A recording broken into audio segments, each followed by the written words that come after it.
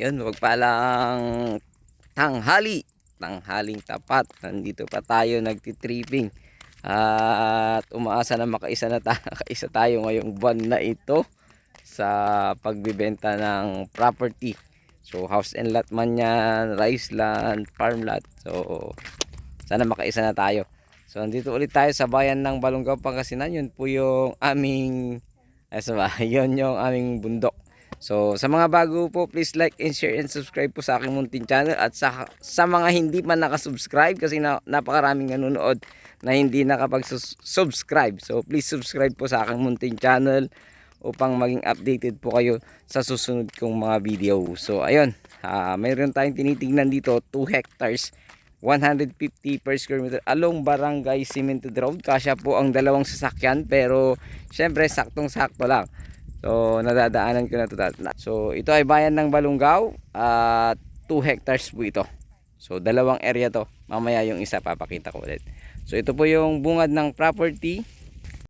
So ito po yung unang start ng property dito sa bayan ng Balongaw. So ito yung 2.1 hectares. 2.1 pala ito mahigit, at yung isa naman is 4.7 mahigit.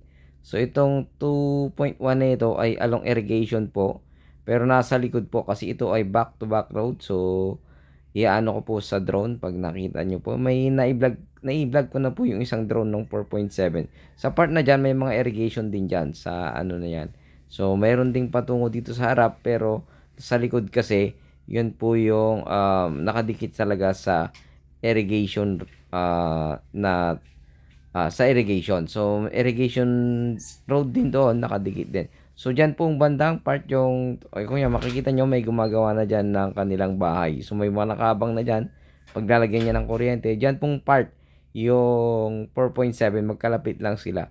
Halos ilang ano lang po, ilang meter lang ay nandun ka na sa mismong 4.7. So bali ito ay 2.1 tsaka 4.7 mahigit. So almost 8 hectares po ito. Na-vlog ko na to dati.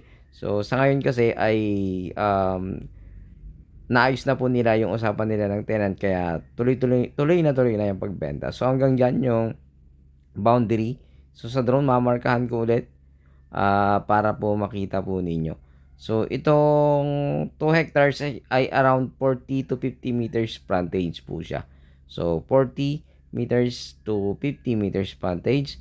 So napakahalapad din po nito, tsaka back to back road at rectangle po ito, kaya kung ano yung frontage niya dito sa harap, yun din po yung frontage niya sa likod. So ulitin ko, irrigated rice land po ito. So possible po ito balang araw ay maging residential area. Yan pong part yung kanyang boundary. So hindi tayo makalapit doon kasi medyo maingay po dun sa part na yan.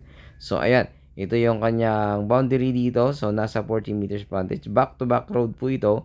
At nakita ko po sa drone. So makita nyo yung bundok ng Balongaw. So sa part na yan, doon po naman papunta yung 4.7. So mas mauna po yung 4.7 kaysa itong 2 hectares. Inuna ko lang po itong 2 hectares para po tapos pag pauwi na tayo, doon po tayo mag-end sa may 4.7. So ayun, ito nga lang po ay titled siya, pero may extrajudicial settlement, pero hindi na siya agrarian sa kanyang titulo. So malinis po ang title. Yan lang, ang mga pipirma ay mga anak. So ulitin ko, ito yung boundary. So makikita nyo ay meron po siyang mga tubig. So meron ding irrigation dito sa harap, pero hindi pa tapos. Pero sa likod tapos na po kasi. So back to back road po parehas, 2 hectares tsaka 4.7. So tara, puntahan natin yung mismong 4.7 hectares. Ito po yung 4.7 hectares. So napakalapad po ng frontage nito. Nasa 70 to 80 meters frontage po ito, mga sir, mga madam. So back to back road po ulit. Sa kung ano po yung frontage niya dito sa harap, yun din po yung frontage niya sa likod. So ulitin ko, pwede rin pong isa lang ang bilhin, pero mas mataas nga lang, 150 siya fixed price. Pero pag dalawa po yung kukunin nyo ay bababa po siya. Tara, tingnan natin yung kanyang boundaries. So ito yung boundary niya. Ayan, pag ganun po siya, diretso po yan hanggang doon sa likod. At irrigation din po yung likod niya. Back to back road po ulit. Ang mga tinatanim dito ay mga gulay, tsaka mais, mga ganun. At ang lagi pong natatanim dito mais, pero pag ganitong tag-ulan ay ano po, kumbaga mga palay din. So ulitin ko, ito ay 4.7 hectares at yung una ay 2.1 hectares. So almost 8 hectares po ito, 150 per square meter. Sagot po nila ang capital gain tax. Negotiable pa po pag dalawa yung kukunin. Pero pag isa lang ang kukunin nyo, kailangan mauna po itong 4.7 na bilhin kasi kailangan po nila yung pambayad nila sa tenant para kasi dito nila kukunin yung pambayad nila sa tenant upang maayos po nila yon. So ulitin ko, pwede pong buo dalawa yung kukunin nyo para dalawa na yung kanyang property dito sa lugar na ito. So yan po yung frontage niya at napakahaba po. Mula doon naman sa likod, mahaba din pero hindi pa cemented road po doon. Meron ding labasan yun pero hindi ko pa po napuntahan. Napatanawan ko lang ng drone. Back to back road siya pero irrigation then yung road. So kailangan mo doon ng culvert kung sakasakali. Pero at least back to back road pa rin po siya.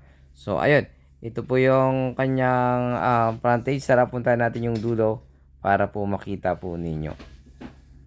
So ito ulitin ko ay 4.7 ito. At the same time, pwede nyo pagsabayin yung dalawa, 2 hectares tsaka 4.7. So 150. Sagot po nila ang capital gain tax tsaka estate tax sa 150 pesos. Pag dalawang kukunin nyo, mayroon pa po siyang bawas. At the same time, kung kung isa lang ang kukunin nyo, mauuna talaga tong 4.7. Hindi pwedeng 2 hectares lang yung mauna. Maganda rito, dalawa po kayong bibili ay tig-isa po kayo nang bibilhin. Ayun. At sana magustuhan nyo po ito. Ito po yung kanyang frontage. Napakahaba po kung makikita po ninyo. Napakahaba po ng frontage ng property nito. At the same time, along cemented road siya. So magandang maganda po para po sa mga naghahanap ng ganitong property. At pagdating ng araw ay pwede mo pong i-develop ito as residential area. So sana hindi po ito mapasok ng mga developer para po hindi naman po tataas ulit ang presyo rito kasi ang mga developer po nagtataas ng mga presyo. Pag napasok to sigurado nasa 300 up na naman ang presyo nito mga sir, mga madam. So ito yung kanyang boundary. Ayan, hindi po nakuha yung mangga. So may mga tanim ng mais dyan sa gitna. So ayan. So andito po yung kanyang boundary kung makikita po nyo mga sir, mga madam. So ulitin ko, 150 per square meter. Negotiable siya pag dalawang titulo ang kukunin. Ayun, muli maraming salamat. Ito pong yung Digit Joel. God bless you all.